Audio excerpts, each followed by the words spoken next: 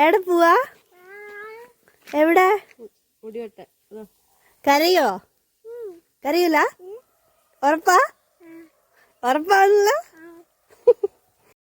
Hey guys, അപ്പം നമ്മൾ ഇന്ന് ഋതുവിൻ്റെ മുടി വെട്ടാനായിട്ട് പോവാണ് കേട്ടോ. ഇപ്രാവശ്യമാണെങ്കിൽ ഋതുവിൻ്റെ സമ്മതമൊക്കെ മേടിച്ചിട്ടാണ് ഞങ്ങൾ പോയത്.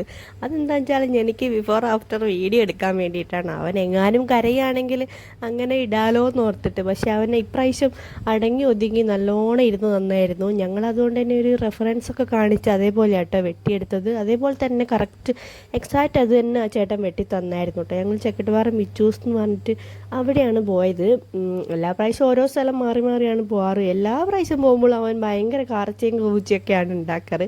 ഇപ്രാവശ്യം എന്താണെന്നറിയില്ല, അവൻ്റെ മൂടാണോ അന്നത്തെ അതോ ആ ചേട്ടൻ വെട്ടിയതുകൊണ്ടാണോ എന്നറിയില്ല. നല്ലോണം ഇരുന്നൊക്കെ തരുന്നുണ്ടായിരുന്നു കേട്ടോ.